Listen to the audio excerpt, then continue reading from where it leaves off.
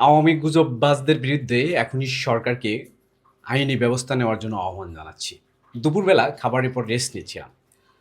প্রতিবেশী এক মধ্যবয়সী লোক, উনি এসে আমাকে বলছে, "দেখেন, দেখেন কি আল্লাহর গজব শুরু হয়ে গেল বাংলাদেশে।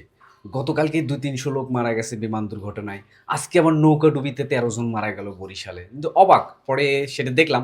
তো দেখলাম যে এই ঘটনাটা আজ থেকে ২ বছর আগের, যেটা বরিশালের একটা পেজ থেকে বুস্ট করা হয়েছে। করেছে কারা সেটা আপনারা জানেন।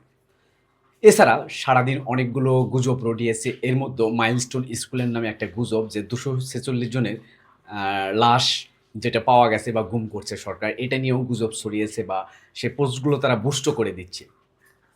আর আওয়ামী লীগ এটা হ্যান্ডেলিং করতেছে, পাশাপাশি আমাদের দেশের সাধারণ সহজ সরল জনগণ সেটা বিশ্বাস করে মেনে নিচ্ছে। আপনার কোনো নিউজ দেখার আগে আমি অনুরোধ করব সেটা পত্রিকা বা টিভি চ্যানেলের গুরুত্বপূর্ণ অ নিউজ পোর্টালগুলো কি বলেছে তা বাদে মোটেও বিশ্বাস করবেন না।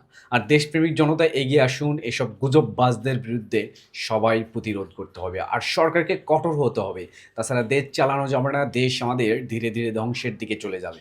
তাই সবাই এগিয়ে আসুন। আওয়ামী ফ্যাসিস্ট গুজববাজদের গত বছর যেমন আমরা দেশ থেকে তাড়িয়ে দিছি, এবং করতে হবে এদেরকে বিচারের ব্যবস্থা খুব দ্রুত করতে হবে। তাছাড়া প্রায় দেশে এরকম গ্যাঞ্জাম লাগাবে, দেশের ১২টা বাজাইবে।